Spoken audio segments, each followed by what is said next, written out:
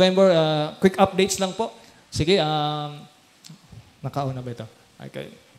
Pa-assist na lang siguro ako, Brother J. Ayan. So, sorry. Balik natin. Ayan.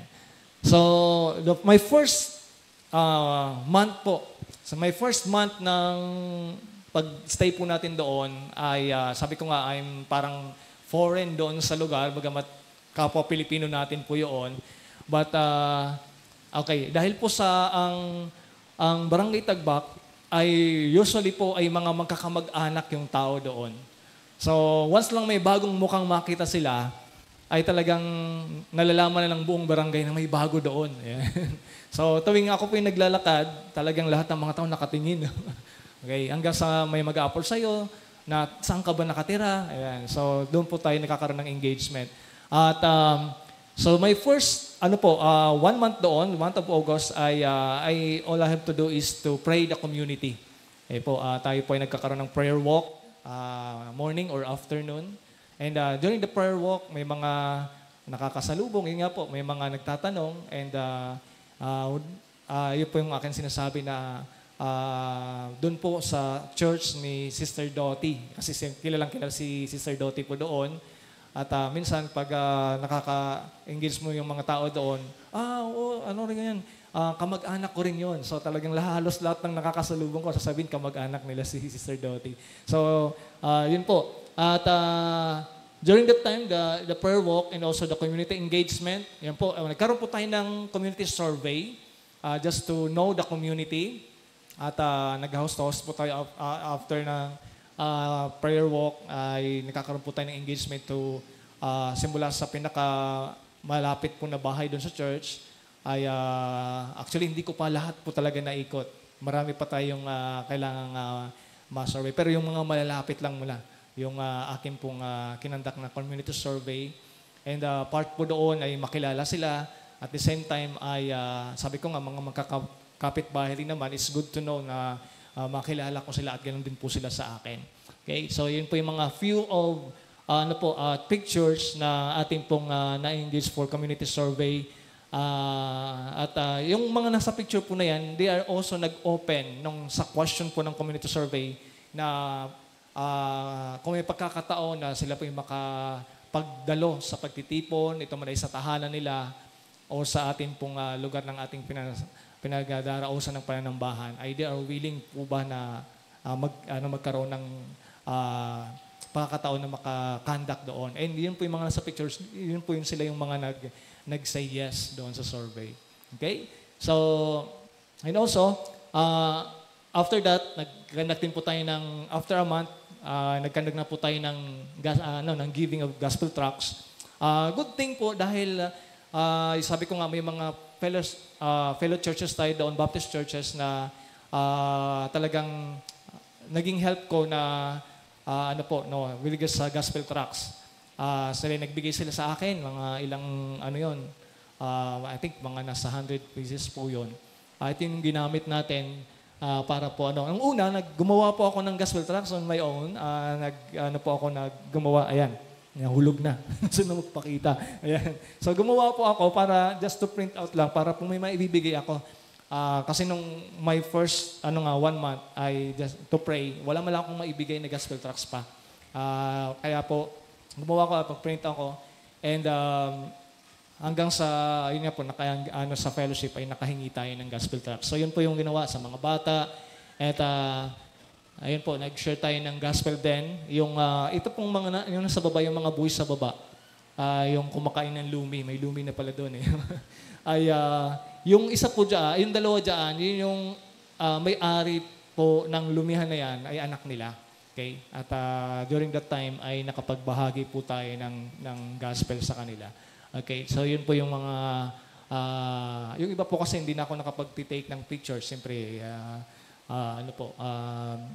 dahil wala naman akong pa-take ng picture. So, may mga times lang na nakakapag-selfie. But anyway, so, as we continue po, after that, nagkaroon din po tayo ng pagkakataon to conduct home Bible studies sa mga tahanan. Okay? Itong nasa kaliwa po, ay yung, dati na po silang dumadalo doon po sa Beulah. Kailang matagal din po silang nawala. Yun pa yung unang binisita ko. Actually, is one of my goal nga na yung mga dating dumadalo doon ay mapuntahan. So yun yung ating una pong mga pinuntahan. So hanggang sa, yun po, yung iba nadagdagan, yung doon po sa may upper right, ay yun po isa sa mga ating kakatuwang na ngayon sa one of the core na po yan. Bakit ko po, lahat ng mga existing po na dumadalo ay magkaroon ng Bible study para ma-reach out yung families po nila. So, yun po ito, si Ate Myra, yung nasa bandang upper right, ay yun po yung ating secretary ngayon doon. At dito po, ang mga bago po dyan, yung nasa gitna, nasa taas, yun po ay fruit natin sa PGO. Mamaya i-share ko na about PGO. Na nakapag-conduct po tayo ng Bible study sa kanila. I think naka 4 session na po kami sa Bible study. At yung sa gitna, sa baba, yun po yung mga faithful din na mga kabataan na dumadalo, yung kambal. At ang kapag-conduct po tayo ng Bible study rin po sa kanila at sa malapit po sa kanilang bahay, si Ate Isabel, na dumadalo na rin regularly po sa ating pananambahan. At ito pong nasa lower right, ay bago din po yan, si Nanay Maestro. At na-meet ko po yun sila sa bayan nung one time na pumunta kami ni Brother Dennis. At nalaman ko na taga-Tagbak and hiningi ko yung kung saan sila banda. Malapit lang po sa church, kaya binisita na agad natin kinabukasan. At nakapag-conduct po tayo ng Bible study. Okay? As of now, 1, 2, 3, 4, 5 household na po yung ating kinakanak. Meron po akong schedule ng Wednesday, Thursday, Friday, Saturday. At biyaya po ng Panginoon na malagyan po yung Tuesday dahil may mga prospect po tayo for Bible study. Okay? And during that time, sa akin pong pag-survey, may mga group of kabataan sa ages 9, 10, 11, 12 to 15 ay nakapag-asa ko sa kanila ano yung sports na hilig nila. Bagamat badminton, basketball. Pero in-offer ko, gusto nyo rin bang matutong ng martial arts? Okay? Previously, alam niyo naman ng karamihan po sa inyo ay yun po sa way ng ating ministry that time din sa mga kabataan. So, as a survey nga po, wala kasi doon sa mga school na ganyan pong sports. So, and they are interested. Opo, gusto po namin. So, nakapag-plan po tayo na kailan magsimula. I think nag-start po kami ng September. At dati po ay 4 lang sila kasi sila na yung unang sinabihan ko. May isang bata po doon na talagang siya yung nag-invite. Siya talaga yung palaging nagyaya. From 4 to 8 to 8 to 12 and from 12 to 14. So 14 na po lahat yan. At salamat din po sa Panginoon kasi po yung ating disciple dyan noon ay ginagamit na rin ng Panginoon at pastor na rin ngayon sa Iloilo. Ay nung kinunta ko siya na pwede ba bro na matulungan mo kami sa uniform? Kasi alam niyo po ang taekwondo is sa pinakamahal na martial arts po yan. Dahil po sa pangtaas pa lang yun umaabot na ng 3,000 pangtaas pa lang. So, and praise God na nasupplyan po tayo. At nung first na pagpunta ko po dito, nadala natin, nag-conduct po tayo ng evangelism event na kasama yung mga parents po nila. Okay? At during that time, tamang-tamang may bagyo pang parating. Pero sabi ko, Lord, hindi sana mahadlangan po ito. Siguro sa iba po sa inyo na sa group chat ay hihingi ko po ng prayer request yun. And tamang-tama po, ito Sunday, ay 2 o'clock, tumigil yung ulan, talagang ramdam namin yung panalangin po ninyo kasi talagang in-hold ng Panginoon na nakapunta yung mga parents. So, praise God na naibahagi natin yung gospel at nagpapatuloy po yung atin po every Sunday afternoon ang 3 o'clock to 5. At yun po, yung nandun sa upper na picture po, yun po yung nag-conduct po tayo ng evangelism, pagbigay ng uniform and belt sa kanila and also yung ibang mga pictures dyan, yun po yung nagpapatuloy po yung ating Bible Study Discipleship po. No? Mayroon na po tayo dyan na mga core na inaalagaan to the disciple with na possibly na maging leaders din po. Okay. Tuloy po tayo. So, sa worship service natin, nung nakita naman po ng mga kasama, even Pastor MJ, na nung unang nagano po ako doon ay 6 sa yung attendees. Ay na sumunod po na Sunday noon, naging 9. At sa pagpapatuloy po natin, may mga men na din po, may 3 men po, including Brother Dennis, ayan yung doon po sa upper na picture, si Brother Jenny at si Brother Ray din po yung pangalan ng isa. Farmer po yan dyan sa Lubang. So, as of now pong attendance natin po, regular attendance is 15 na mga mga attendees, including some youth po dyan. Okay. Praise God na nagpapatuloy yung gawain. Nagkakapag-conduct rin po tayo ng prayer meeting. Ang ginawa po namin ay every last Friday of the month. Iniunti-unti lang natin. Pero dahil po ang goal, yung sa mga Bible study, doon po natin kinakandak yung at the same time prayer. So, ang goal po natin dito, lahat ng Bible study, every last Friday ay magjo-join for prayer meeting. At as of now, may mga reasons ng iba din nakakapunta dahil po sa may mga conflicts sa minsan po kasi sa school may mga parang pang-meeting sila. So, but ganoon pa man, nakapag-conduct tayo, na po tayo, August, September, October, November, 4 meetings na po. And praise God na yung sa ginagawa ng Panginoon in terms of prayer. Okay, ito po isa sa mga nakakatuwa sa Panginoon dahil po katapos lang ng election, di ba yung last election po ditong taon lang ito, yung gobernador po ng Occidental Mindoro, si Gov. Ed Gadiano, ay yung kanya pong plataforma, yung iHearts niya. Yung S po doon is Spiritual Development Values Formation. And all the pastors, evangelical and Baptist po na present po sa Lubang ay kanya pong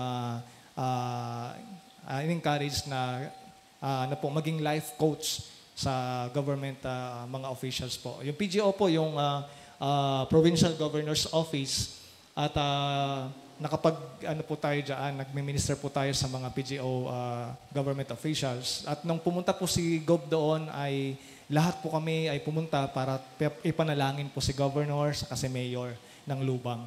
And praise God po na nakaka-engage po tayo sa mga governors, sa mga government officials po natin sa Lubang.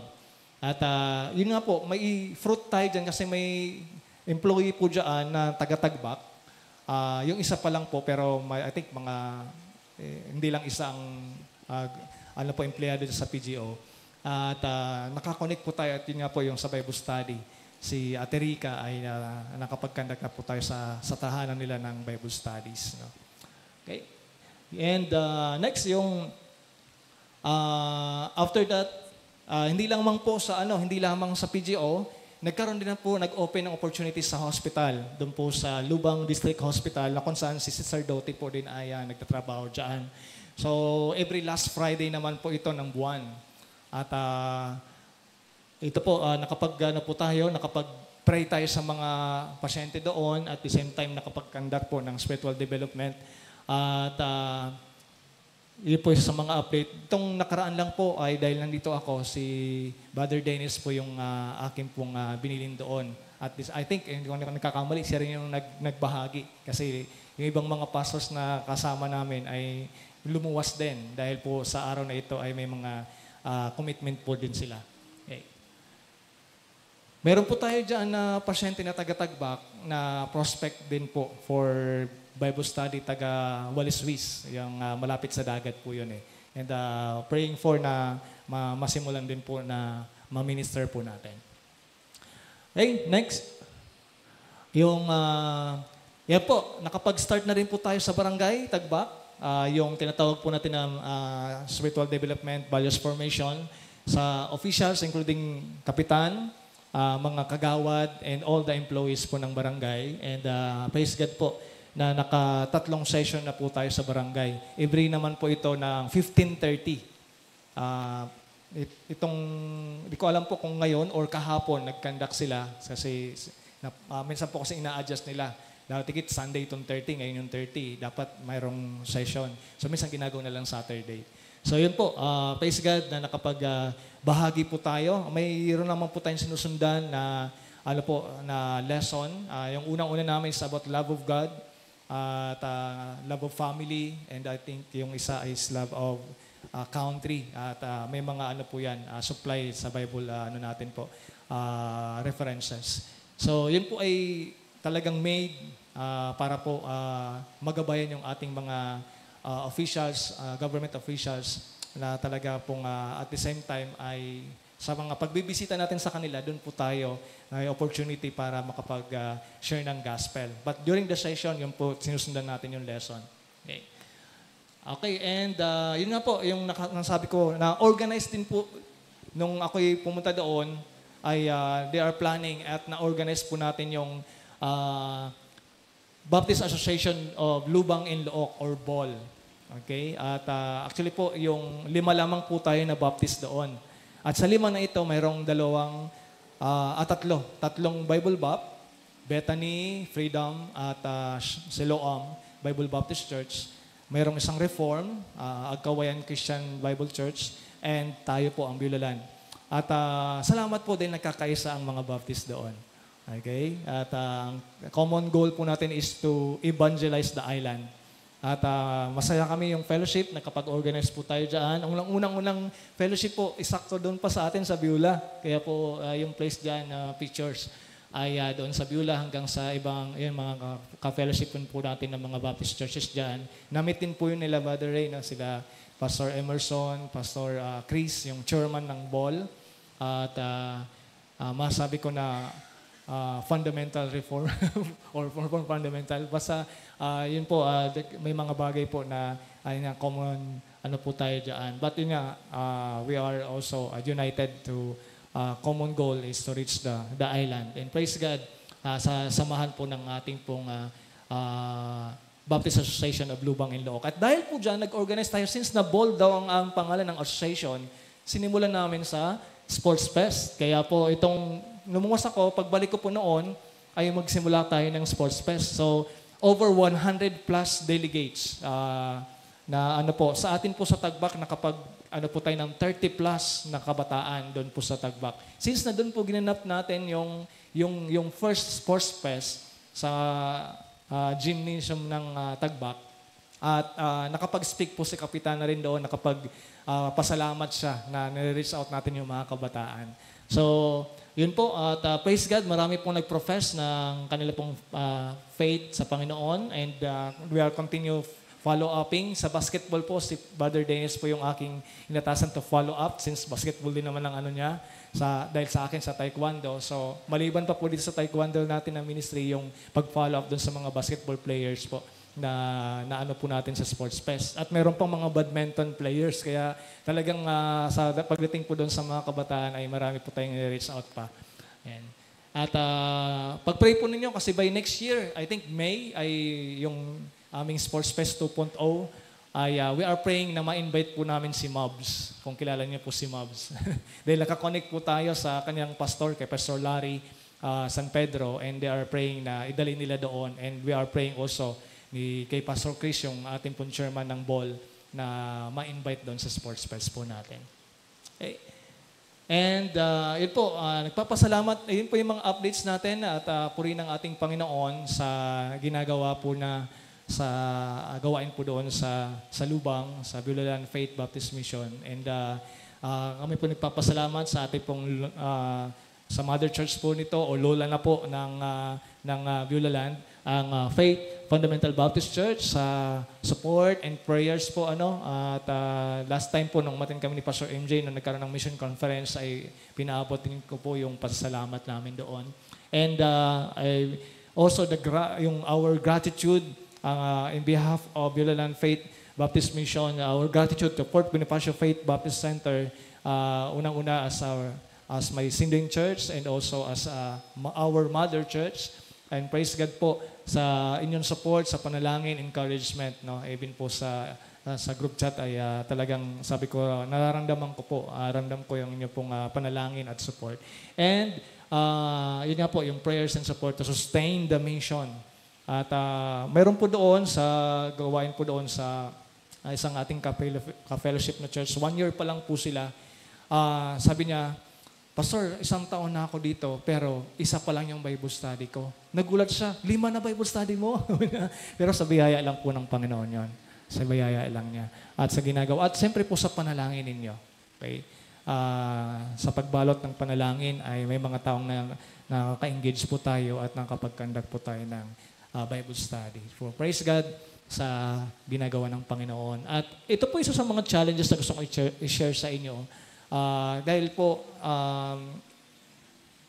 tawag dito, marami na pong mga sumubok, pero hindi nagpatuloy ng mga manggagawa, church, dahil po because of the challenges. Unang-una, the spiritual battles and traditions po ng lubang. Very, po sila, naka-hold sila sa Catholicism. Okay? At may mga pasayaw pa yan. Okay? Yun po isa sa mga talagang stronghold doon. Kaya po, nung nalaman ko yon ay binalot ko during my 1 month doon. First 1 month ay ipanalangin yung bawat mga bahay. Okay? Na kung saan, makikita nila, naglalakad lang ako. Sabi nga po ng isang barangay kagawa doon, nakita ko yun si Pastor naglalakad. Sabi na, pero di niya alam, pinapanalangin ko po ang bawat mga bahay noon. So, dahil po sa stronghold na ito, yung traditions po, no, talagang meron nga po doon na kumbaga ay tawag dito. Wala namang special, kumbaga ay umagandang panahon lang, nagpakandak sila ng pasayaw dahil yun yung pasasalamat nila. So, yun po mga traditions, no. So, yung mga yung mga bata at mga kabataan that they're transferring to Manila. Why? Kasi po may mga bata na yung ginagawa po ng mga RC or Roman Catholic, no, ay inaano po sila ng scholarship. Okay? At yung isang ating pong kabataan masipag mag-invite, ay sabi niya, Pastor, mag-exam po ako doon kay Mother. Okay? Sabi ko, bakit ka mag-exam doon? Okay? Kasi po magbibigay ng scholarship sila. And but anyway, ay pinag-pray po natin na kung ganun man lang yung reason, no, ay makapag-ano po tayo ng doon. Dahil po sa isa rin sa mga reason sa mga kabataan, after po nilang grade 12 o magka-college na sila, ay talagang luluwas sila. At kami ni Pastor MJ, we are planning na kapag luluwas sila, ma-share natin po or maging, kumbaga ay magkaroon ng satellite which is dito po sa atin. Kung hindi man dito po sa Port Bonifacio, kung saan sila malapit na magkaroon tayo po ng satellite, para po ay mag-guide pa rin po sila. At yun nga po, one of our fellowshipping pastor, Pastor Emerson, isa sa mga parang dati madami daw kabataan din, pero nung nag-transfer naiyak daw siya kasi isa na lang natira. Okay? So dahil nga po ganun ang nagiging trend doon. No? Lumuluwas sila sa pag-aaral nila at even yung iba ay doon na rin nagtatrabaho. But we are praying na talagang kasi may college naman po doon. Kaya lang limited pa rin yung mga course po, mga kurso po nila. Okay? So, pag-pray po ninyo yung area nito, and also the challenges is yung kids yun nga, offering scholarship ng RC or other religion kasi meron din pong po doon kumbaga ay religion na ganoon din po na ino-offer. Yung kanina po sa Bible study, yung apo niya, yung si Nanay Maestro, ay dating umaatin na sa Beulah, kaya lang nung inoferan siya ng scholarship sa isang religion po doon, ay nawala at doon na umaattend dahil po sa scholarship. Okay. So pag-pray po ninyo and now we are also praying sa Beulah na magkaroon kami ng better speaker that can use outdoor. Kasi po nung nag-sports fest po kami, yung maliit lang na speaker na dala ko, yun lang po yung aming ginamit. Kasi yung ginagamit po nila Brother Dennis, nakaka-problema na yung wiring, kaya minsan nawawala yung sound. Praise God naman na kahit sa maliit lang na yun, medyo, kaya lang sayang kasi during the sports fest, may mga tumatambay sa paligid na nung nagbahagi ng gospel, it's sana nakapakinig. Or during that time din, yung mga kagawad, even si Kapitan, nandoon. Kasi malapit po yung barangay hall doon. Sabi ko, sana kung malakas yung speaker, at least makapakinig sila. But anyway, yun po ang isa sa mga prayer namin. And yung sa mga kapitbahay din, sabi ng isang yung katapat, teacher po yung doon, yung nakatira, na ini-invite namin, sabi niya, opo, nakikinig po ako, kahit dito lang ako sa bahay. So kaya it's kung mas maayos po yung ating speaker ay we believe that faith cometh by hearing and hearing by the word of God. Kahit nasa bahay sila, naririnig nila po yung gospel, yung word of God ay talaga pong ang Panginoon po ang magko-convict. And yun po yung ating ginagamit na projector doon ay medyo gumagalaw na sila.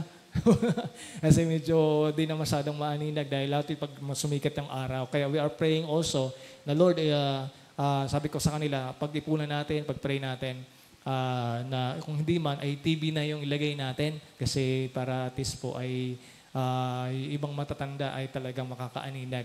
No? So pag-pray po ninyo at that's the needs. Yung printer po kasi medyo costly po ang printing doon. Ang color 20 pesos. Po, during that time, nang nagbigay kami ng certificate po sa mga bata nung atin sa taekwondo, ay mga 10 sila during that time. 200 din na nagastos ng church, no? Dahil po doon sa printing.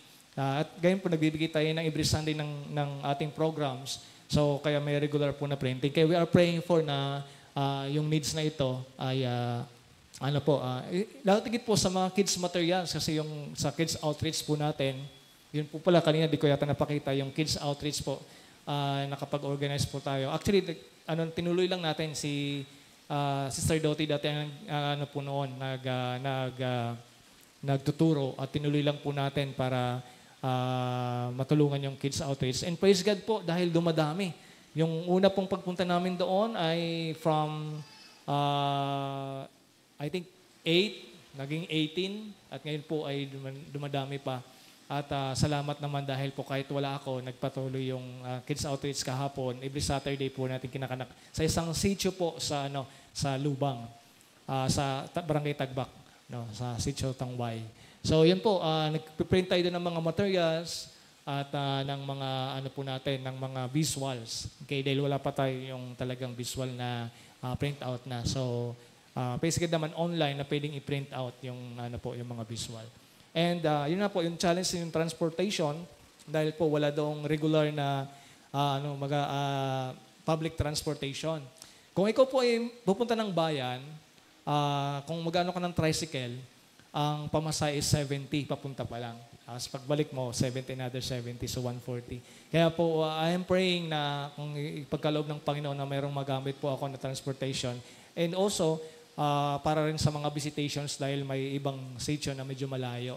At bagamat meron pong tricycle po sila doon, sila Brother Dennis, kailan po, di naman natin palaging pwedeng magamit dahil po sila ay pumupunta rin sa farm at ginagamit. But ganun pa man, ay pinapagamit po yun para sa pagsundo. Nagsusundo po every Sunday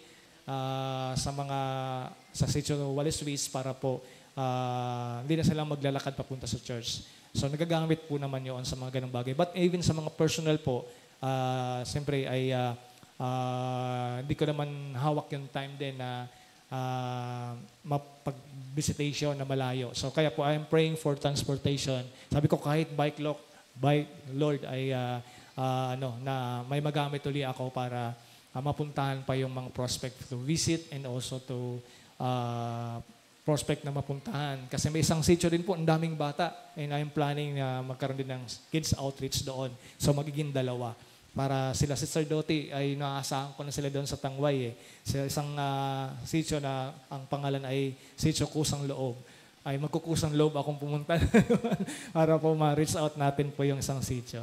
But anyway, praise God po sa ginagawa ng Panginoon. And I believe na nothing is impossible to Him, even the challenges and even po sa mga needs, He will provide and He will enable us. So purihin ang ating Panginoon.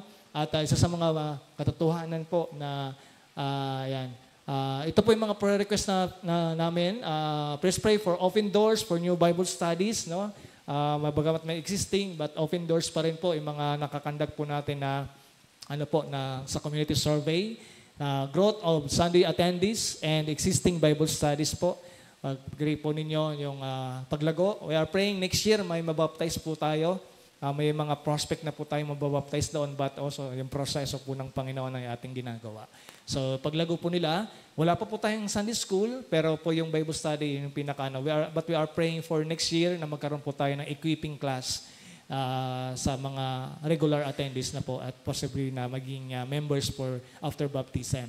strength and provision for the mission work. Pag-pray po ninyo at patuloy na bigyan po tayo ng kalakasan ng Panginoon to minister. This coming po December 21 ay makakaroon po tayo ng Christmas celebration, and one of the amin pong pinlan na yung lahat ng sa sports ministry and kids outreach, yung mga parents nila i-invite for siyempre po as opportunity to share the gospel. Okay? And plus yung gift giving. Yun po yung sa aming pinaplan. And please pray for, until now we are praying for the provision for the gift giving. Bagamat isa sa mga goal ko rin po pagluwas ngayon, aside from the conference na inagalan ko po last Tuesday, ang ginawa naming alumni homecoming sa BBSI at ito po sa pagbahagi sa inyo, ay makabili kami ng mga some gift.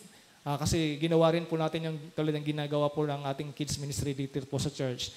Yung mayroon silang tinatawag na faith rewards. Ang ginawa namin, faith rewards. No? Na makita, nagpa-participate yung bata. We give 200 faith rewards. No? So mga ganun po. And also, i-redeem po nila yan sa December 21. May kakaroon tayo ng redemption booth para po ipalit nila yung mga faith rewards nila. So, bumili po ako doon sa Divisoria last Wednesday. So, but as of now, ang goal po namin, 50 kids. Dahil po kasama yung sports ministry and also yung sa kids outreach and yung mga parents po nila. So, pag-pray po ito at yung provision and also yung ating pong pag-reach sa mga magulang nila. Yung SDBF, yung Spiritual Development Values Formation for Barangay Officials and Employees sa LDH, so yung lubang, ano po yan, yung District Hospital, PGO, Public Governor's Governor's Office, pakipag-pray po yung existing, patuloy na gamitin po tayo ng Panginoon to reach the government officials. Sports Ministry po, at maging impact, may program tayong ginagawa sa kanila, partnership with the parents and the church. Sa parents, i-observe nila yung character kasi po ang ating sa goal ng Taekwondo is the values or the moral at tayo naman simbahan is spiritual. At yung training every Sunday afternoon is physical. So yung tatlong bagay na yun po ay mayroon tayong program doon para po mamonitor natin na hindi lang sila gumaling physical aspect of Taekwondo but also the moral and the spiritual matter. Sa moral, yung values, yung kanilang pag-obey sa parents, yung kanilang pagsasabi ng po at opo. May isang kabataan doon, talaga ang lutong magmura. And sabi ko, basically naman, nababawas-bawasan. Kapag kapag nabibigla siya at nasasabi niya yon, bila lang, sorry po, gumagano na agad siya. Aware na siya. No? So, unti-unti po, sa biyaya ng Panginoon na maano natin yung mga kabataang ito kasi sa murang edad nila. Paano? Nalaman ko dahil naririnig sa mga magulang. So, bakit nangyari yon? Kaya po, nire-resort din natin yung magulang po nila. So, pag-pray po ninyo yung ating sports ministry and also yung lasting fruit for God's glory. No? Malawak po yung vision ng Panginoon na binigay sa atin doon and we are praying for lasting fruit for God's glory. So, purihin ang ating Panginoon for this. At if you, iscan nyo lang po yan. Mayroon tayong page doon. Makita nyo po yung updates, regular updates po doon sa ating mission church sa Lubang, Biolalan Faith Baptist Mission. At kung di nyo pa po nalalike yung Facebook page doon, at least ma-update po kayo if you also like the page ng ating, ng Facebook page po ng ating pong gawain sa Lubang. So, isa sa mga ating pong patuloy ng Panginoon ay mapumuri at mabigyan natin ng kapurihan sa lahat ng ginagawa niya doon sa Lubang. Ayan. So, I think this is my last slide. So, ayan, kaya pa ng oras. Anyway, maiksi lang naman yung aking babagay. Anyway. So, salamat po sa pakikinig at salamat po sa partnership ng ating pong Mother Church sa gawain po doon po sa Lubang, sa inyong support and prayers. And salamat po din sa opportunity na makapagbahagi po ngayong umaga ng kanyang salita. But before that, ay hiling ko muna po na tayo po'y manalangin. Hingi po tayo ng patnubay sa Panginoon as we listen to God's Word sa umaga pong ito. Dakilang Ama, aming Panginoon Diyos, salamat po sa katotohanan na kayo po ang gumagawa sa iyong gawain. Kami po ay kasangkapan niyo lamang para po maabot ang mga tao po doon sa isla, sa Lubang, Panginoon. Salamat po, magitin po sa church na ito for the heart of mission na kung saan ay ginagamit po ninyo para po ay yung gawain po doon ay magpatuloy, yung puso po nila to continue to support yung gawain, prayer, and even po sa financial aspect. Salamat po, Panginoon. At ramdam namin kung paano sila, yung kanilang support, yung kanilang panalangin, Panginoon, doon. Na nangyari po yung mga gawain ito according to the updates because of their support and prayers po, Panginoon, their encouragement. Salamat po at aming panalangin sa umagang ito na i-open namin ang aming puso't isipan sa iyong salita, sa pagbabahagi, Panginoon. Gamitin niyo lamang iyong lingkod na instrumento as your mouthpiece, and you, O Holy Spirit, is our master teacher, Panginoon. Kayo po ang magturo, kayo po ang mag-convict, kayo po ang isang mag-enable to apply your word, Panginoon, sa buhay ng bawat isa sa amin. Give us a spirit of flesh, not a spirit of stone, Panginoon, sa umagang ito. And help us, Lord, na ang aming pag-ibig sa inyo, the heart of worship, ay patuloy po na kayo ang aming pong itinataas. At ang ito aming pinapanalangin, pinasalamatan, pinikocommit sa inyo sa pangalan ni Jesus. Amen and amen. Ngayon pong umaga ay ipagpapatuloy po yung series na sinimulan po ni, thank you Pastor, ni Pastor MJ Vigards po doon sa series about Follow Me. Okay, if not mistaken, I think palagi ko naman pong napapanood sa live previous. Pag naman po ay binabalikan ko tuwing gabi ng Sunday yung mga live po natin. No, and I'm so blessed on how the Lord deliver God's word po patungkol po sa series na ito.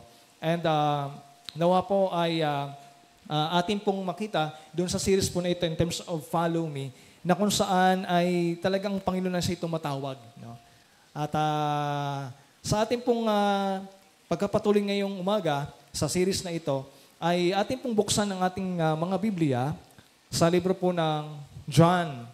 John chapter 21, verse 15 to 19. And Pastor MJ assigned me to this passage, and I'm really blessed and be reminded din po sa passage na ito.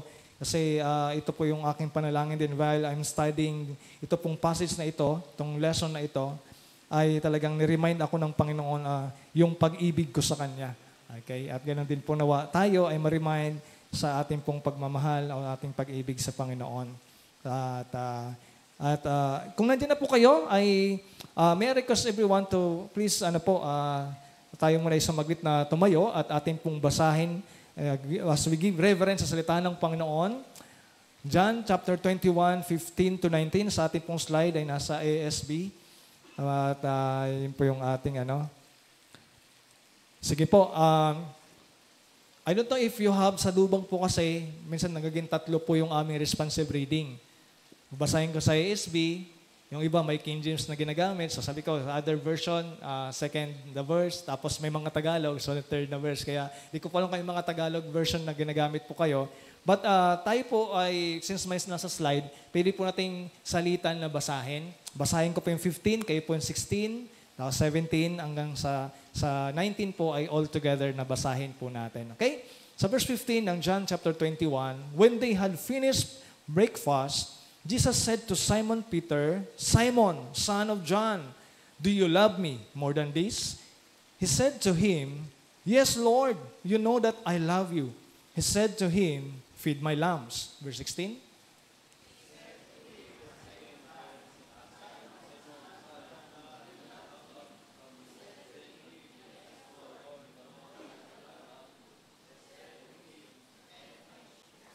He said to him the third time, Simon, son of John, do you love me?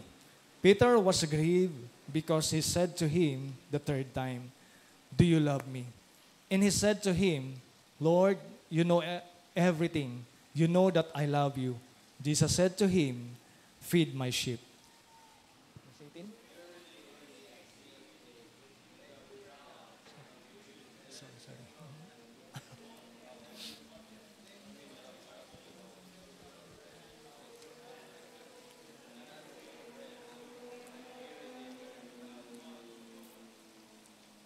Verse 19, all together, begin. This he said to show by what kind of death he was to glorify God. And after saying this, he said to him, "Follow me." Purihin ng ating Panginoon. Makakaupo na po ang bawat isa. Mother JR, pa-assist na lang ako. Medyo hindi ako sanay na may clicker kaya pa-assist na lang ako. No? Anyway, so, purihin ng ating Panginoon sa kanyang salita. At alam niyo po ba mga kapatid, ay isa sa mga bagay na kung saan ay hindi natin makakaila, no? Na hindi ba't minsan sa buhay po natin, bilang isang mga Kristiyano, dumadaan po tayo sa mga panahon ng kabiguan. No? Ito man ay marahil sa mga estudyante, sometimes ay yung ine-expect natin pero hindi natin minsan nung ako po estudyante, I am still talagang doing my best but sometimes ay talagang dumating sa point na yung aking expectation hindi ko na-meet. Okay? Pero I'm still relying sa Lord. You know na ginawa ko yung best ko. So, and sometimes, sabi ko nga, if we focus dun sa bagay na yun, we frustrate, no? But ganoon pa man, ay salamat sa biyaya ng Panginoon. May mga pagkakataon na tayo po ay nangako sa Diyos minsan, no? Na Lord, susunod po ako. Pero bandang huli ay bumibigay din tayo. Di ba? Eh minsan, yun nga sa mga challenge ko rin sa mga young professionals na, Lord, magkatrabaho lang ako, talagang mag-ano ako. Pero sabi ko nga, marami na ako nakita the time after magkatrabaho. Yun na yung huling time na nakita ko sila sa church. At praise God na ang mga young professionals natin po dito ay nagpapagamit sa Panginoon, nagpapatuloy. No? Faith at work, di ba? Sabi nga doon sa ni Pastor MJ. So praise God for that. So, alam niyo po ba ganyan si Peter? Si Peter po ay makita natin dito na makikita natin yung kung ano yung ibig sabihin po sa ating pong pag-aaral with regards for the consecration to follow. That's the title of our message for this morning, the consecration to follow. Okay? Dahil po doon sa mga bagay na yun na kung saan ay in the background of John chapter 21, before the crucifixion ng ating Panginoong Jesucristo, Peter had publicly declared. Talagang matapang si Peter, no? Dineclare niya. Nasabi niya doon sa verse, sa ano po, no? Na kung saan ay, even if he fall away, sabi niya, I never will, no? Saan po natin makita yon, no? Sa Matthew chapter 26. Sabi niya, Panginoon, dadaan mo na over my dead body. Okay? Ganun si Peter, no? Pero makita natin po na as we go along sa story na ito, ay talagang kung bakit din naman grabe yung pagtangis niya after tumilaok yung manok. But anyway, so dito po, before yung dumating yung kumbaga ay pag umaga during that time, Peter denied the Lord 3 times. You know the context, you know the story, di ba? During the Last Supper, pumunta sila sa Garden of Gethsemane at doon ay talagang nanalangin ng Panginoon at my will but thy will be done. But still, nangyari po yung say hinuli. And talagang sa tapang ni Peter, tinapyasan niya pa yung tenga ng isang Roman soldier, no? Okay? Talagang, yung kanyang pagtatanggol sa Panginoon. But gano'n pa man ay, sabi ng Panginoon, ay talagang mangyari yon. Okay? So, and after that, nung sinundan ni Peter si Jesus doon sa paglilitis, no? Kaya lang, di siya pumasok. Nandun lang sa labas. No? Pinaparaphrase ko na yung story po, but makita natin yun po sa passage, sa mga previous verses po nito John. Okay?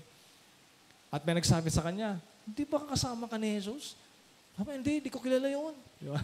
Okay, so 3 beses sinabi niya yun. So that's the story. Okay?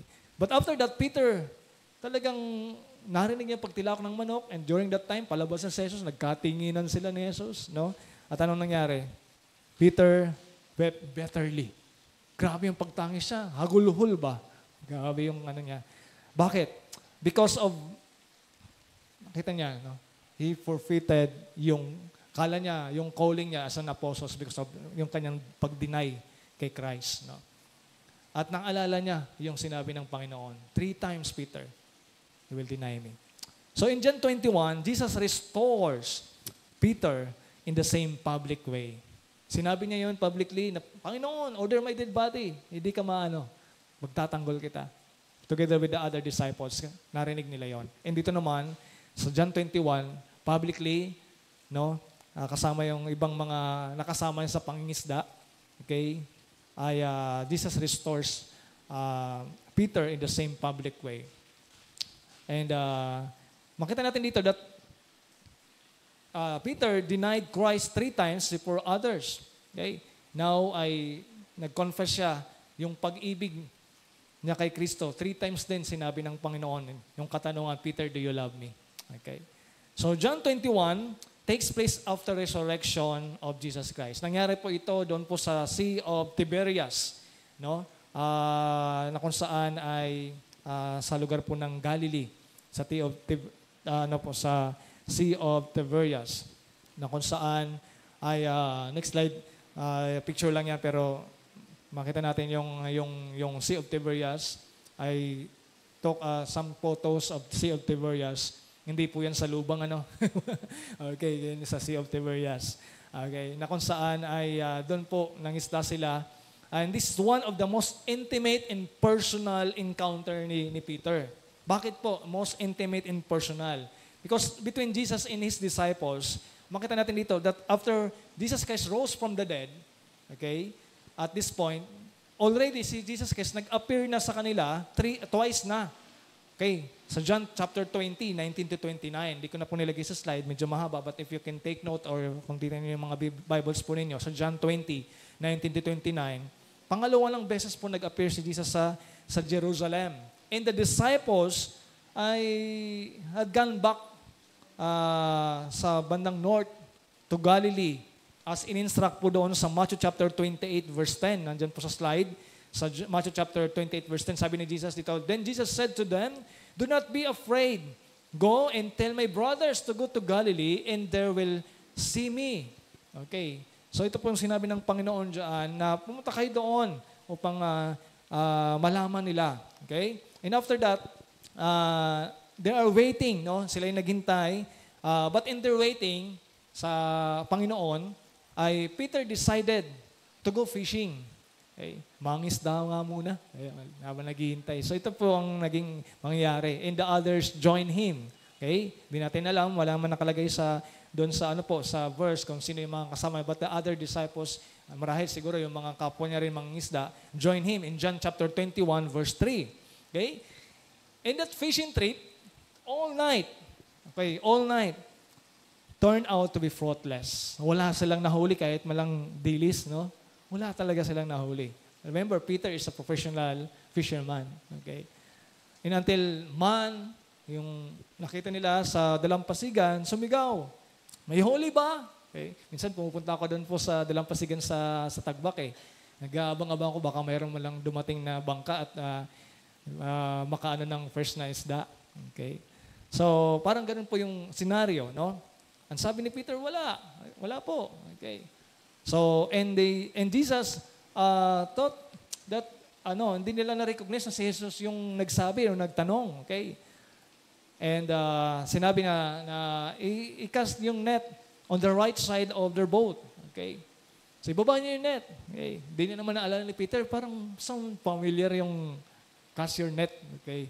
The other side. Pero hindi niya na-recognize yon.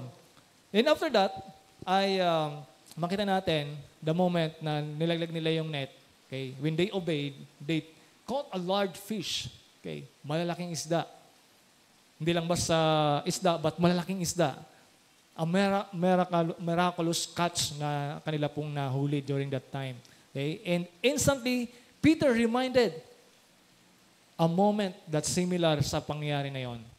Okay, doon lang naalala ni Peter. And when Jesus, when first called to him in Luke chapter 5 verses 1 to 11. And when John realized, si John nagsabi, it was the Lord. Hindi si Peter, na-realize niya na nasa isip niya na, sabi ni John, it was the Lord. Ano pong ginawa ni Peter?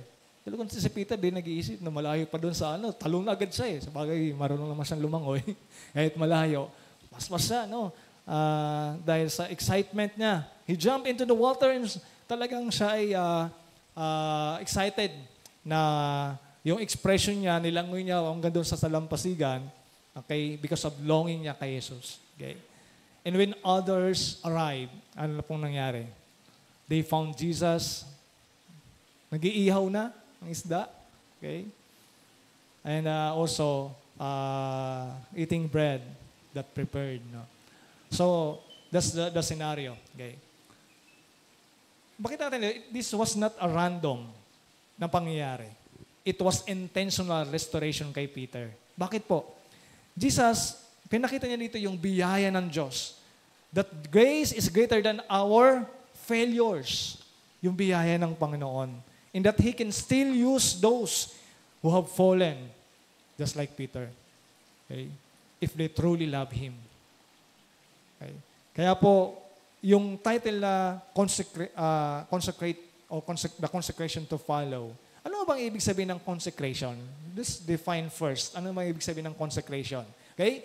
Consecration, next slide. Consecration means to set apart or someone for God's purpose. Okay? It is the act of giving yourself fully, intentionally, and wholeheartedly to God so He can use your life for His glory. Okay? This is consecration, to set apart for something or someone for God's purpose. Tingnan natin yung pag-restore ng Panginoon kay Peter and how Peter consecrate yung kanyang buhay after this catch, after this, yung pangingisda niya that time.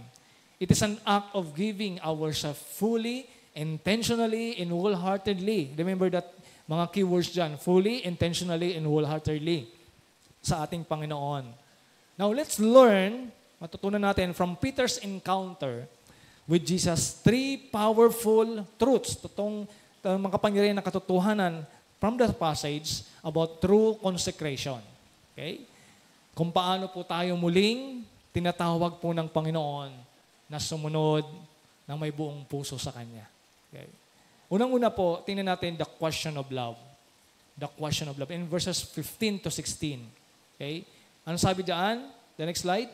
When they had finished breakfast, Jesus said to Simon Peter, Simon, son of John, in other version, I think sa King James, son of Jonah or son of Jonas.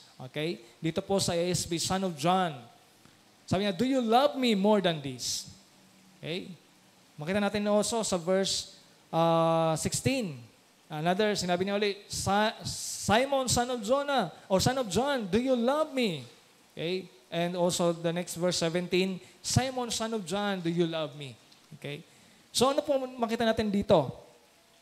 Jesus Christ ay yung katanungan niya na patungkol dun sa pag-ibig. Okay? Sa Kanya, sa Panginoon. We know the context, marahil sinasabi niya, ano when this na yon? Marahil tinuturo niya yung mga isda, tinuturo niya yung bangka, yung net, tinuturo niya yung mga disciples. Okay? Kapwa niya disciples. Peter, do you love me more than this fish? Okay, Peter, do you love me more than that your boat or your nets? Okay? O Peter, do you love me more than your co-disciples? Okay? Yun yung sinasabi niya. Okay? But, tingnan natin. Pagkatapos nila pong mag-almusal dito, sa dalampasigan, biglang tumingin si Jesus kay Pedro. Ito ang katanungan niya. Okay? 3 beses tinanong ni Jesus, si Peter, si Pedro, no? Bakit kayo 3? Okay? Dahil 3 beses din dininay ni Peter si Jesus. Possibly, but with no reason. But tingnan natin dito. Dahil, hindi dahil para pahiyain si Peter, no, ng Panginoon sa kanyang kapwa mga disciples. Yan kasi Peter, 3 mo kasing beses din. Hindi ganon. Okay? Ano ko doon sa mga tinuturo natin sa taekwondo kasi minsan pag may mga maling ginagawa doon sa pinapagawa ko, sasabihin ng isa, yung kasi di nagpo-practice. Ganun ba? Parang ganun bang mga sinasabi nila. In relation din naman dito po sa kay Peter, okay? Hindi para pahiyan sa mga other disciples, no? Yan kasi Peter, 3 beses mo din na yung Panginoon eh. Diba? Hindi sinabi yon. Okay? Hindi dahil doon. Kundi para hilumin ang kanyang sugatang puso dahil po talagang yung kanyang pagtangis nung time na yon na kanya pong na-realize na tama yung sinabi ng Panginoon, patong beses akong magdi-deny sa Kanya. Okay? Mapapansin po ninyo, hindi siya tinawag ni Jesus dito na Peter or Rock, di ba? Kasi pinalitan yung pangalan niya dati sa Simon eh. Okay? Tinawag siyang Simon, son of John or son of Jonah. Bakit po kaya? Okay? So parang sinasabi ni Jesus dito, Pedro, balikan natin kung saan kita unang tinawag. Balikan natin kung saan kita unang tinawag. Okay? Na kung saan, yung bagay na ito, nabalikan natin yung simula para maayos natin ang pundasyon ng iyong pag-ibig. Okay? Saan ba kita tinawag? Saan ba tayo unang tinawag? From sinner to saints, di ba? Okay? So, ang unang tanong ni Jesus dito, do you love me? Alam natin po dito in Greek, in the original, ito po ay agape. Agapao. Okay? Peter, do you agapao me? Do you love me? Alam niyo yung ibig sabihin ng agapao? Agape, kind of love, the highest form of love. Okay? Sacrificial kind of love. Nasabi nga, ibig sabihin, mahal mo ba ako, Peter, na mayroong pagsasakripisyo? Okay? Ng buo at malalim. Okay? Pero ang sagot ni Peter, yes, Lord, I pileo. I pileo. Okay? Kasi sa original, sa English, parang love, parang pare-pares lang, pero sa original, may iba't ibang klase of kind of love. Di ba? Pileo, ano ba yung ng pileo? Friendship kind of love. Okay? Oo, Panginoon, kaibigan kita eh. Mahal kita bilang kaibigan. Yun yung kanyang sagot. Okay? 3 beses na tinanong po ito ni Jesus kay Peter. Hindi dahil hindi alam ng Panginoon ang sagot dahil he is all-knowing. Remember, meron siyang glorified body during that time. He resurrected from the dead. Okay? Kundi dahil po gustong ipakita ni Jesus dito kung gaano kahalaga ang pagmamahal bago ang ministeryo. Yung pagmamahal bago yung pagmiminister. Okay? Jesus didn't ask, oh Peter, are you ready to preach? Hindi niya yung sinabi. Peter, are you ready to lead? Okay? No, he asked, do you love me, Peter? Okay. Hindi niya sinabi, kaya mo na ba magturo? Kaya mo na bang tumugtog? Okay? Hindi niya sinabi, but Peter, do you love me? Okay? Mga kapatid, ito po yung unang hakbang ng tunay na consecration. Okay? Hindi po galing sa paggawa, kundi sa pagmamahal. Pastor MJ kanina inimpasa siya yung heart of worship. No? Hindi dahil sa galing tumugtog, kundi yung puso na nagmamahal. Okay? Nagmamahal sa Panginoon. Marami kasing Kristiyano, burn out, pagod, nawala na ng gana sa paglilingkod. O marahil because of the discouragement, because of nakakadismaya, mga pangyayari. Okay? Pero nakalimutan po kung sino ang dahilan ng paglilingkod nila. Okay? Jesus doesn't ask for our skill. He asks for our heart. Yung puso po natin.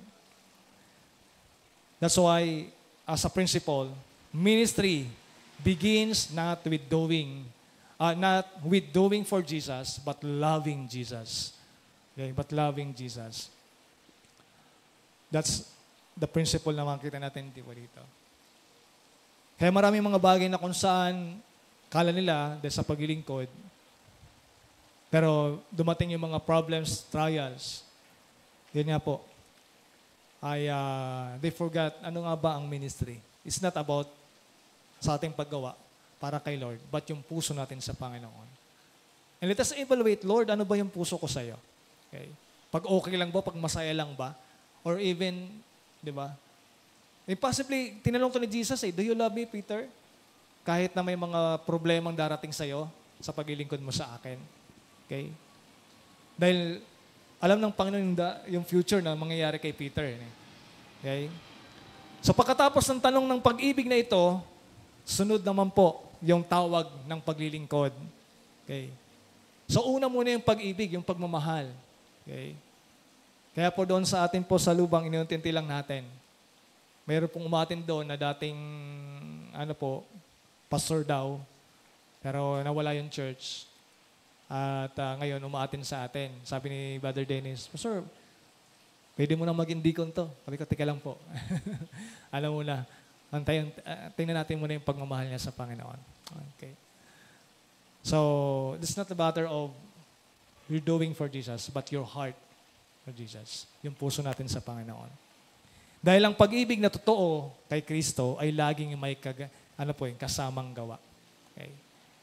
The motivation first is yung ating pagmamahal sa Panginoon, not yung ating ginagawa para sa Panginoon. That's a fruit na ng pag-ibig natin kay Lord. Okay? The second point natin makita after the question of love kay Peter is the commission of labor. Okay? Verses 15 to 17b. Alam pong sinabi doon sa verse 15. After na sinabi niyang yung 3 beses na, Peter, do you love me? Sinabi niya sa una, sa verse 15, feed my lambs. Sa verse 16, tend my sheep. And another, inulit niya sa verse 17, feed my sheep. Now, ano ibig sabihin po nito? After sabihin question of love kay Peter. 3 beses din nagbigay si Jesus ng utos sa kanya. Okay? At bawat utos, may isang paalala. Ano po yun? Kung mahal mo ako, Peter, alagaan mo ang aking mga tupa. Okay? Hindi niya sinabing, alagaan mo sarili mo. Kung mahal mo ako, Peter, alagaan mo sarili mo. Hindi niya sinabing ganun eh. Okay? Or alagaan mo yung grupo na meron ka. But sabi niya, alagaan mo ang aking mga tupa. Or hindi niya rin sinabi na alagaan mo ang iyong pangalan. O yung pagiging tanyag. Hindi po yung sinabi niya, kundi ang aking mga tupa. Ang ministeryo po ay hindi pag-aari natin. Okay? Ito po ay pag-aari ni Kristo. Kaya sabi niya, feed my lambs. Anong ibig sabihin po nyon? Alagaan ng mga bagong mananampalataya. Okay. Tend my sheep, gabayan, turuan, at pangalagaan ang mga lumalago na. Okay. And feed my sheep. Patuloy na pakainin sila ng salita ng Diyos. Hindi po ang sinasabi ng Panginoon dito. Okay. Mga manggagawa, pastors, workers, leaders of the church, o sino mang tagasunod ni Kristo, ang bawat isa po sa atin, we are all followers of Christ, ay tinatawag na mag-alaga ng kaluluwa. Okay. Hindi celebrity, kundi shepherd. Okay. Hindi para sumikat, kundi para maging, tagapangalaga. Hindi performer, kundi lingkod. Okay? Marami po ngayon mga manggagawa. They're only to perform. They're only to parang being a celebrity. But sabi ni Lord dito, be a shepherd and be a servant. Okay? Mga kapatid, kung tunay po nating mahal sa Jesus, hindi natin pwedeng sabihin, mahal ko siya, mahal ko ang Panginoon, pero wala tayong pakialam sa mga tao niya. Diba? Mahal ko ang Panginoon. Yung member na yun, gusto niyang umalis, alis na lang siya. Hindi ganon. Okay. Sabi dito ng Panginoon, feed my lamb, tend my sheep, feed my sheep. Okay. Tayo po ay patuloy na makita itong katotohanan ito at pwedeng sabihin po natin na mahal natin ang Panginoon pero wala tayong pakialam sa mga tao niya. Yan po yung tunay na consecration na ang pag-ibig kay Kristo na nagiging puso ng paglilingkod. Okay? Maaring ang ilan po sa atin ay nadapa, napagod, o natakot maglingkod muli dahil sa mga discouragement sa paglilingkod. Pero tandaan po natin mga kapatid, ang biyaya ni Kristo ay laging handang ibalik po tayo sa gawain niya. Amen po ba? Ang biyaya ni Kristo, laging handa na tayo ibalik sa kanyang gawain. Okay? Nandun lang po yung ating talagang pagsisisi at pagmamahal sa ating Panginoon. Hindi niya sinabi ditong perfect ka muna bago ka maggamitin. Hindi niya sinabi dito ng Panginoon eh. Okay? Ang sinasabi niya, ibalik mo sa akin, Peter, ang puso mo. At ako ang magpupuno sa lahat ng yan. Okay? Kaya po mga kapatid, ang tunay nating minamahal, kung tunay yung ating pagmamahal kay Kristo, ipapakita po natin nito sa pamamagitan po ng paglilingkod din natin sa iba. pagpapalakas sa mga nanlulumbay, at pag-abot sa mga naliligaw. Ulitin ko po kung talagang mahal natin ang Panginoon, ang ating Panginoong Jesucristo, pinapakita natin po sa pamamagitan ng paglilingkod sa iba, pagpapalakas sa mga nanlulumbay, pag-i-encourage, hindi maging cause of discouragement o katisuran, but pagpapalakas sa mga nanlulumbay at pag-abot sa mga naliligaw. Okay? Because love without service, okay, gumagana pa ba? Okay, love without service is just lip service. Di ba? Yung pag-ibig na walang paglilingkod, paano na lang? Next slide. Is just like lip service of sumobra yata. Anyway, so, nawa po ay yung ating paglilingkod, hindi lang natin po sinasabing mahal natin ang Panginoon, but also, we also, loving God by loving people, by loving is also yung kanya pong mga tupa. Ngunit hindi po nagtatapos dito sa paglilingkod ang pagkatawag ni Jesus. May kasunod at mas malalim ang sinabi niya dito. Tingnan niya po, mas malalim yung hamon po dito kay Peter. Okay?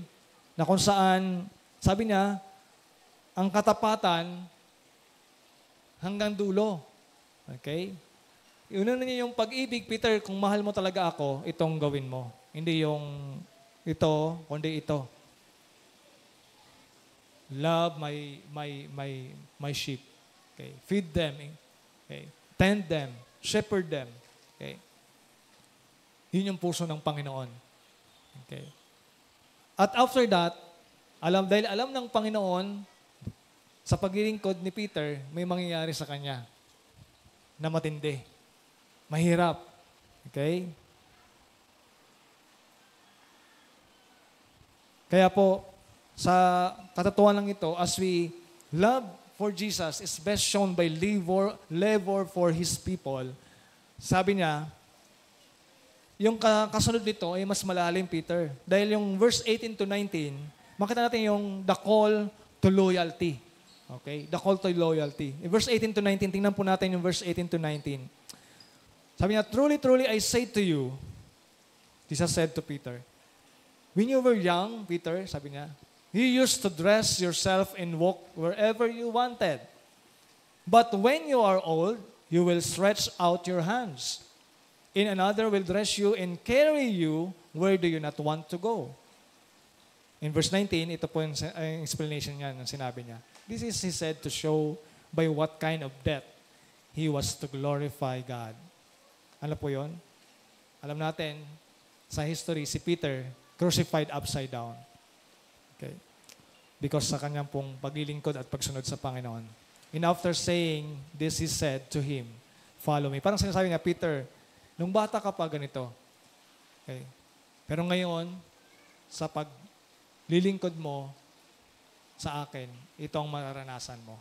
Sabi niya dyan, when you are old, you will stretch out your hands and another will dress and carry you where you do not want to go. Okay? Hindi mo gustuhin pero doon ka dadalhin. Okay? Yung hirap sa paglilingkod, Peter. Kaya sabi niya, hinamon niya uli si Peter ng Panginoon. Susundin mo pa rin ba ako, Peter? Do you still follow me? Despite na itong mangyayari sa iyo sa paglilingkod. Parang sa paglilingkod nung ako po yung first year sa seminary, sa BBSI, maraming mga upper years na nagsasabi sa akin, walang pera sa pagkapastor. Di ba? Graduate ka ng college, balik ka na lang. Actually, sabi ko nga, I was promoted pa during that time before po ako nag-decide to go to the full-time ministry. But the affirmation ng Panginoon sa akin sa pagkatawag ay in-affirm niya. Kaya sabi ng ibang mga upper years sa akin, susundin mo pa rin ba ang Panginoon? Okay? Kaya sumunod na taon, bumalik uli ako. Okay? Dahil na-affirm po ng calling ngayon. Kasi during that time, meron pa pong yung 1 year, yung BBC course. Okay? Pinag-BBC pa ako ng isa sa mga professor namin doon. Okay? But ito po, sinasabi dito ng Panginoong Hesus kay Peter, kahit ito mangyari sa'yo, Peter, you still follow me. Okay? Hindi madali sa paglilingkod. Do you still follow me? Okay? So ang ibig sabihin po dito, na kung saan si Peter ay mamamatay bilang martyr dahil sa kanyang pagsunod kay Kristo. Okay? Matapos siyang ma-restore ng Panginoon during that time, sa kanilang conversation, sa kanilang pag-uusap, sa encounter muli ni Peter kay Jesus, ipinakita po dito ni Jesus kung anong klaseng pagsunod ang gusto niya. Okay? Ang gusto ng Panginoon. Isang pagsunod hanggang dulo. Okay? Hindi ngingas gugon. Hanggang dulo. Kahit ito yung magsakripisyo. Yun po yung sinasabi dito ni Jesus Christ kay Peter. Ito po yung tunay na loyalty sa Panginoon. Hindi lang po sumusunod kapag madali, kundi tapat kahit mahirap. Okay? Example of loyalty, naalala ko lang po. Do you know the history of Lubang? Ang iba po sa inyo marahil alam niya po ito. Alam niyo po, ang Lubang Island is a famous during that time, in the year, masabi natin, 1970 plus, if not mistaken, makita natin po na the last Japanese na nag-survive during the World War II, na ang pangalan niya ay si Hiro Onoda. Si Hiro Onoda. Okay? Marahil di ko alam ang iba sa inyo, baka di pa pinanganak. Kasi di pa rin ako pinanganak dito, 1985 ako eh. Okay. So si Hiro Onoda po was a second lieutenant in the Imperial Japanese Army. Okay? Na-deploy po siya sa Lubang Island in the Philippines, no? Sa atin, in December 1944. Okay? During World War II. His formal service years po ay na-listed po 1942 to 1974. Okay? In order po siya ng kanyang commanding officer, si Onoda, yung very clear na order, extreme order, never to surrender. Yun yung extreme order niya kay Onoda, yung kanyang commanding officer. And specifically, sinabihan po siya na talagang even to the guerrillas, to the warfare, talagang niya yun, even to the intelligence. Okay? And never die during that time. Natapos na po yung World War, still, si Onoda, sa Lubang, talagang marami pang pinapatay ng mga Pilipino, mga locals po sa Lubang. And na-discover lang po na mayroon pang Hapon doon dahil may isang namundok, pinaputokan siya. Okay? At napansin niya, Hapon yun. Kaya pagbaba niya sa bundok, doon nalaman na may Hapon pa doon. Okay? And during that time, our President Ferdinand Marcos, okay, talagang pinababaan pa siya ng sulat. The war is over. Hindi pa rin talaga siya nag-surrender. Okay? Hanggang po sa the history, yung commanding officer niya matanda na, pumunta dito sa Pilipinas, tinawag ng ating Ferdinand Marcos para pumunta doon. Dahil ang principle niya, only magsusurrender ako sa aking commanding officer. Kaya nung pumunta po doon yung kanyang commanding officer, sinurrender niya yung kanyang samurai. Okay. Naging hero po siya sa Japan eh. Okay. And after that, siya nag-retiro, siya po ay pumunta ng Brazil at doon na po siya namatay. Okay. The perfect example of loyalty. No, that despite of yung siya na lang yung buhay doon na Japanese sa Lubang, he never surrender. Kahit na sinasabi na war is over, he never surrender. Only to the commanding officer siya mag-surrender. Okay. What I'm trying to point po sa kwento nito, na kung saan yung tunay na loyalty natin sa Panginoon, hindi lang sumusunod tayo kapag madali, kundi tapat kahit mahirap sa ating paglilingkod. Minsan, ang pagsunod po ay nangangahulugang pagtitiis, pagsuko ng mga plano natin, pagpapatawad sa hindi mo kayang patawarin, okay? O paglakad sa landas na di mo gusto. Okay? Basta kasama si Jesus.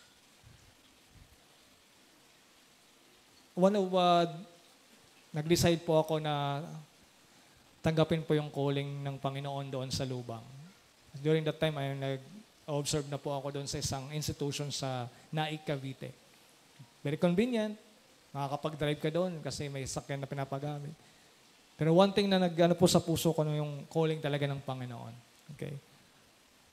Na kung saan, yung landas na kahit di mo gusto sa lugar, pero dahil yung panawagan ng Panginoon, basta kasama siya. Kaya yung prayer ko, Lord, kung nandoon ka, yes, mag-yes ako. Okay. And praise God, nakita ko yung gabay at panguna ng Panginoon doon sa lubang. Yan pong ibig sabihin ng follow me. Okay. Hindi laging comfortable, pero laging kapuri-puri. Hindi laging madali, pero laging karapat-dapat para sa Panginoon. Because consecration is not comfort, it's commitment. It's commitment. Ngabi po yan sa ating next slide. Consecration is not comfort, it's commitment. Okay. Minsan ang pagsunod kay Jesus ay nangangahulugang magpatawad kahit nasaktan ka ng sobra-sobra. Minsan iiwan mo ang comfort zone para sa calling niya. At minsan, kailangan mong ialay ang lahat kasi siya ang pinakamahalaga. Kailangan mong iiwan, ialay ang lahat dahil siya ang pinakamahalaga. Mga kapatid, 3 beses bumagsak si Peter. Pero 3 beses din po siya tinanong ni Jesus. Hindi para ipahiya siya, kundi para ibalik siya sa paglilingkod. At matapos po niyang matanggap po yung panibagong tawag ng Panginoon sa kanya, yung salitang, follow me again, Peter. Ito po yung tunay na consecration to follow. Okay? Ang ibalik ang puso sa pag-ibig natin sa Panginoon. Ang ipakita sa paglilingkod sa iba, ang pag-ibig natin sa Panginoon. At ang pananatiling tapat sa kabila ng mga pagsubok sa paglilingkod sa Panginoon. Nawa po, maybe today, tulad ni Peter, bumagsak ka, but Jesus is here asking you, do you love me? Mahal mo ba talaga ako? Hindi para pagalitan ka, kundi para ibalik ka ng Panginoon. Pakita sa'yo yung pag-ibig ng Panginoon sa'yo.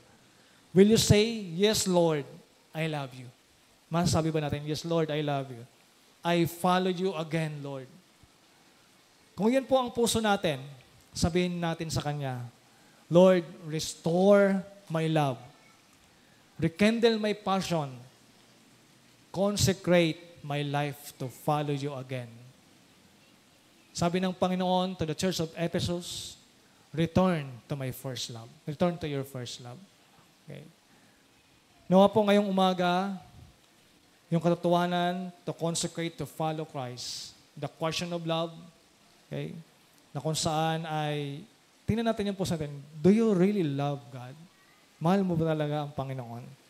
Dahil kung totoong mahal natin ang Panginoon, despite of na minsan tayo madarapa, dahil sa pagmamahal natin sa Panginoon, we will continue to press on.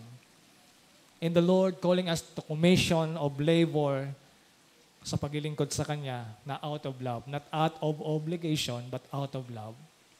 Dahil sinabi ni Pastor, no. Dahil sinabi ng puso ko dahil mahal ko ang Panginoon. And also, the call to loyalty. Sinabi niya ng Panginoon, no, Peter, kung talagang mahal mo ako,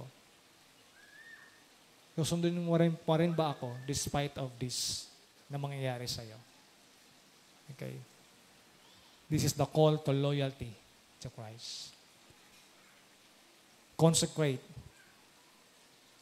The consecration to follow.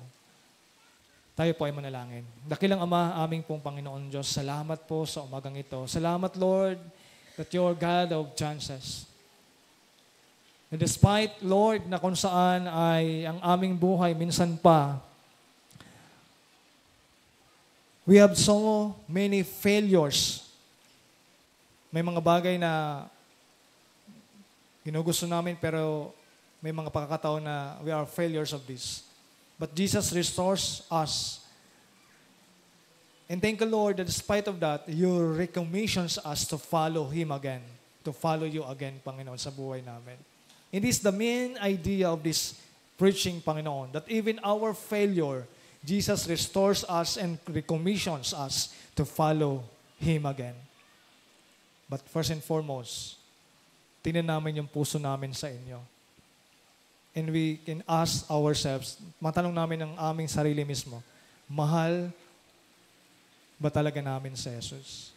And because of this, yung pagmamahal ang magmomotivate sa amin to commission to follow you, Panginoon. Following you despite of uncomfortable, following you that despite of that we go out to our comfort zone, mahirap magpatawad, mahirap gawin yung mga bagay na kung saan na magtiis sa mga bagay na para lamang po sa isang kaluluwa na maliligtas, na kahit na tinatanggihan ka, kahit na sinasardohan ka ng pinto, kahit na inaaway ka, just to this one soul na makilala kayo. Panginoon, help us that the call of loyalty to you ay makita because of our love to you. Kaya ngayong umaga, Panginoon, illumine our hearts, examine our hearts, Lord, and we are praying to speak to us, to follow you, to consecrate to follow you. Lahat ng ito aming pinagkakatiwala sa inyo po, Panginoon. Patuloy namin tinataas sa inyo na kung saan to set apart something or someone for your purpose sa buhay namin. The meaning of consecration. At kung meron man sa aming pong kalagitnaan, whether ito man ay sa online o dito man po, Panginoon, on-site, na wala pang personal na ugnayan sa inyo, Lord, this is the right time. The right time to believe on the Lord Jesus Christ. Yung pag-ibig ng Panginoon through Jesus Christ, that while we were yet sinners, Christ died for us. And we are praying, Lord, sa mga kabataan man marahil o sa ibang mga narito na wala pang personal relationship sa inyo po, Panginoon. To speak to them in order to follow Christ, first and foremost, to have relationship in Christ. Magkaroon sila ng ugnayan sa inyo. Magagawa namin, Panginoon, ang mga bagay na ito kung kami ay mayroong ugnayan sa inyo at ang pag-ibig namin sa inyo ay mag-manifest through our actions. Thank you, Lord. Ito pong aming dalangin sa pangalan ni Jesus. Amen and amen. Before tayo po siguro, at if we have remaining time, meron na po akong dalawang reflection questions that we can also, dahil sa regular naman po niyong ginagawa na mayroong reflection questions. So may dalawa lamang po ako dyan just to find a partner and let us have reflect sa question na ito. Unang-una, how can you rekindle your love for Jesus when your heart has grown cold or distracted? Okay? Or mag-isip po tayo of specific ways to spend time with the Lord again. Kung tayo po ba ay medyo nag-grow cold na sa pananalangin or sa pananambahan or yung word of meditation, mga devotions natin, pagbabasa natin ng Bible, okay? Medyo ba nag-grow cold na tayo doon? O hindi na tayo nakapagbasa dahil sa business? Remember, ministry starts with intimacy. Ministry starts with intimacy. So, let us rekindle our love for Jesus. The second question is, what area in your life is God asking you to surrender so you can follow Him fully? Okay. Reflect on anything that hinders your obedience. Dahil ba sa takot, pressure, no? Takot na kapag na-share mo yung gospel sa iyong kasama or nakikitaan ka ng changes sa buhay mo, di ka na maging friends nila. Okay? Comfort, okay ka na, ligtas naman ako. Diba? So, what area of your life to follow Him? Ano po yung pinapagawa natin ng Panginoon sa atin? Diba? We are called to be salt and light. Or career. Okay? Or sin. Kasalanan. Consecration, always remember, consecration means surrendering your will for His purpose. Sama po tayong location ng Panginoon na dinala ngayon. Always remember, the Lord have always a purpose sa atin. So answer the question, what area in your life is God asking you to surrender? Okay? So that we can follow Him fully. Sige po, in few minutes siguro.